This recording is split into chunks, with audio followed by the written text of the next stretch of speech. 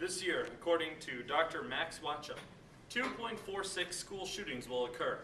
1 in 21,000 will be high schools, while 1 in 141,463 will be primary or middle schools. These numbers tell us that it will most likely never happen to you, or even someone you know, but it will happen statistically. And so with that in mind, people need to come with a solution to this problem. And before I continue, I want to ask you all a question. How many of you plan to, have already, or are even somewhat open to the idea of having children? Those of you who raised your hand will one day inevitably have to have this concern of whether or not your child's school will be safe, and the horror of one day learning that your children's school was. And so we come to, why am I even talking about this? Because I am going to be working in a school environment for most of my life. I'm going for my education and history major at ASU next semester. And I also currently work at an after-school program in an elementary school. So I am always immersed in these environments. The places where these massacres have occurred, I see schools that are designed before and after Sandy Hook. So, and with my research, I've always kept that in mind. And I hope by the end of the speech, you'll be willing to sign one of the petitions I left at one of the desks to give your support to prevent our legislators from giving us this nonsensical measure to prevent a shooting, and instead go with common sense. Because already in Oregon, Wisconsin, Arkansas, and Texas, these laws exist. Open campus carry is what it's called. And teachers are allowed to carry weapons under these provisions. All in all, almost 30 states have this provision already, and Arizona could be next. In October 9, 2015, in Northern Arizona University, a shooting occurred where 3 students were murdered by the hand of another student. And that student had his gun locked in a car. He was able to access it, and he was shooting because he was responding to a fist fight. Not a typical elementary situation, but it could still occur.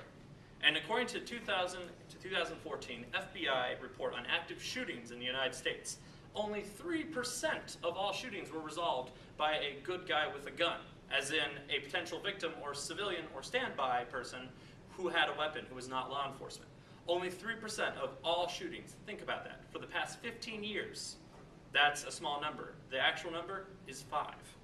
Keep in mind, however, there are of course variables that the study does not necessarily account for. But the statistics are far more in favor of the authorities. They get 300 hours of training a year to handle all these situations. The worst case scenarios, it's their typical day. And in fact, there's no way to ensure the gun will be used legally. If we give our guns to teachers, we're putting them in the hands of a profession who in 2014 had 800 sex crimes reported to the media where a teacher abused a student. If we're going to trust our children with people with that amount of power, why are we going to give them a gun as well? This increases the liability amazingly so. And then we come to the issue of, let's say you have a gun with your teacher. Is it going to be holstered? Because as far as I can see, that could easily be removed from your person and is very obvious to the students. Is it in a safe? Or is it in some kind of locked cabinet? If there's even a small amount of human error, even the smallest amount, it could lead to catastrophe. And humans always have error. We currently are also facing a teacher shortage. Arizona Department of Education states that 50% of all school districts hire 43% of all of their staff from out of state. Economically speaking, Arizona kind of stinks to be a teacher in. Our pay is already worse, our program is already harder to get into, and now we're going to tell them you are now the justicar of life and death in your classroom? That's going to attract people, right? No, it will not. And if it does attract people, it might do it for the wrong reason. So that is our issue. And in my honest opinion and my research, smart government spending as well as security investments by school districts can help reduce the liabilities. For example, with the good guy with a gun theory, I'm sorry, but the 3% for 15 years is just not acceptable for our children's safety. It should be far higher if we're going to rely on that.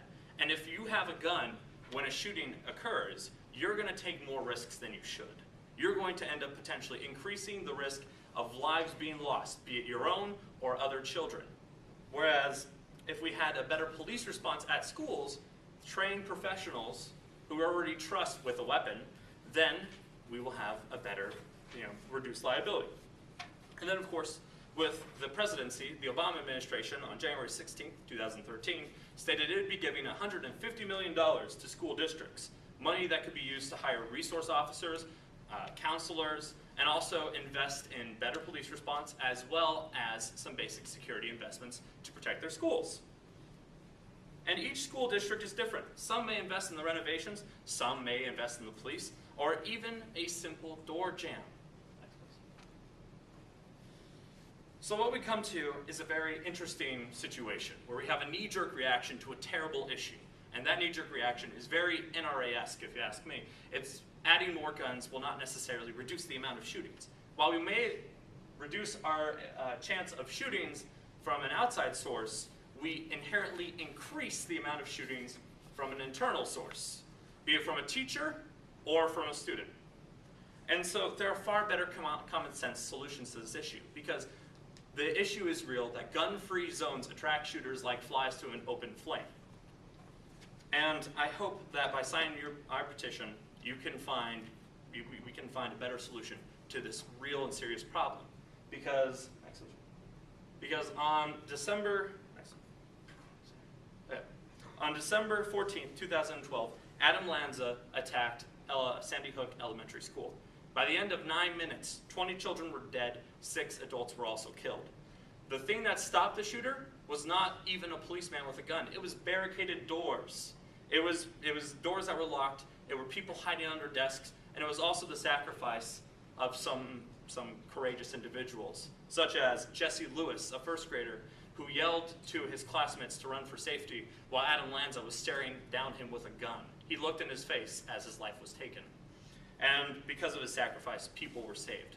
And these titanium door braces, they cost only $49.99.